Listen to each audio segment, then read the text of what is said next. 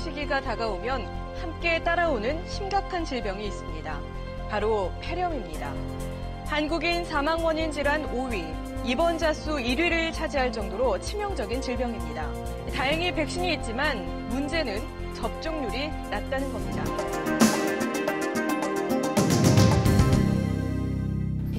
감기가 장기화되게 되면 면역력이 떨어지면서 상기도에 정상적으로 진락하고 있던 세균에 의해서 세균성 2차성 세균성 폐렴이 발생할 위험이 높아집니다.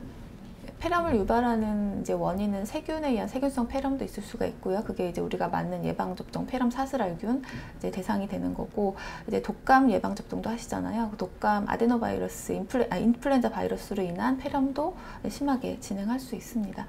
그런 모든 것들은 임상적인 상황을 종합해서 판단하게 되는 거고요. 치료 방법은 각기 다르게 됩니다. 현재도 충분한 항생제 치료에도 불구하고 폐렴은 우리나라에서 입원율 1위고 아직까지도 사망률이 10%가 넘어가는 그런 질환이고요. 최근엔 특히나 고령층에서는 그 사망률이 더 높은데요.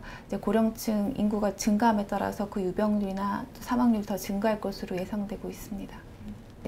감기가 아닌 폐렴의 경우에 특징적인 거는 화농성 객담과 고열, 그 다음에 계속되는 기침 이런 것들이 있겠습니다. 그냥 가벼운 감기가 아닌가라고 넘겼는데 점점 가래의 색깔이 진해지고 그냥 마른 기침이 아니라 저희가 화농성 기침이라고 해서 가래를 동반한 기침이 지속된다거나 하면 병원을 꼭 찾아서 의사의 진단을 받는 것이 좋겠습니다. 환자분에 따라서 폐렴의 경과는 굉장히 다양한데요. 젊고 건강한 환자분들은 조금 늦게 진단되셔도 항생제 치료에 잘 반응하시는 경우가 많은데, 항상 문제가 되는 건 노인분들께서는 통상적인 치료, 감수성이 있는 항생제를 투여받아도 치료가 잘 되지 않고 폐혈증으로 진행한다든지 인공호흡기를 달아야 되는 경우도 있기 때문에 조금이라도 이상 소견이 보이면 병원에 오시는 게 굉장히 중요합니다. 기본적으로는 항생제 치료를 기본으로 하는데요. 그 균에 맞는 항생제 치료를 하게 되고, 환자분의 상태에 따라서 외래에서 치료를 할 수도 있고 입원해서 치료를 할 수도 있습니다. 보통 한 일주일에서 열흘 정도 충분하게 항생제 치료를 하는 것이 기본이 되겠습니다. 예방접종을 받는 게 가장 효과적이고요. 그 다음에 그 이외에는 면역력을 높이기 위해서 평소에 규칙적 운동을 하고 충분한 영양 섭취를 하고, 외출하고 돌아왔을 때 반드시 손을 씻고, 그 다음에 사람 많은 곳에 가셨을 때는 마스크를 하신다든지 그런 방법을 쓰시면 좋겠습니다. 폐렴을 유발하는 균은 여러 가지가 있는데, 그 중에서 폐렴 사슬알균이라고 하는 균으로 인한 폐렴이나 중이염, 부비동염, 수막염 등을 예방할 수 있는 주사가 되겠습니다.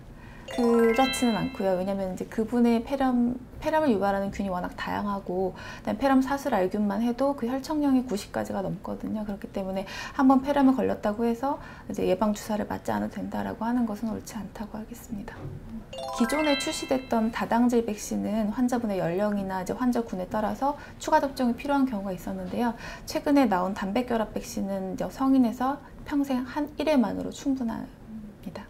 일단 대한감염학회에서는 18세 이상의 모든 성인을 대상으로 해서 천식을 포함한 만성 호흡기 질환, 그다음에 만성 간 질환, 그다음에 신장 질환, 당뇨 이런 기저 질환을 가진 환자분들에게 그 권고 등급 1등급으로 권고를 하고 있습니다. 그 이외에 50세 이상의 고령 환자분들, 그런 분들의 경우에 권고할 수 있겠습니다. 독감의 2차적인 가장 흔한 합병증이 세균성 폐렴이기 때문인데요. 독감이 장기화돼서 아까도 말씀드렸듯이 면역력이 떨어지게 되면 정상적으로 우리 기도에 존재하고 있던 폐렴 사슬알균이나 다른 여러 가지 균들에 의해서 2차적인 세균성 폐렴이 발생하는 것으로 알려져 있고, 실제 역학적으로도 증명된 바 있습니다. 그래서 더블샷 예방 접종이라고도 하는데, 하루에 같은 날 다른 부위에 동시에 접종을 하시는 것이 폐렴의 선제적 예방에 있어 핵심이 된다고 할 수 있겠습니다. 모든 예방 접종에는 부작용이 있을 수 있는데요. 일단 국소적으로 맞은 부분이 간지럽거나 좀 부어오르거나 발적이 있거나 열감이 있거나 할 수 있고, 전신적으로 좀 두통이 있거나 근육통이 발생할 수 있습니다. 근데 대부분은 경미하게 지나가고요.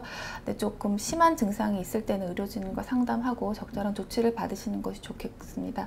그리고 지금 현재 치료하고 있는 급성 질환이 있으면 증세가 좀 호전된 다음에 맞으시는 게 좋겠고, 그렇지만 열이 동반되지 않은 가벼운 감기는 예방 접종의 금기증은 아닙니다.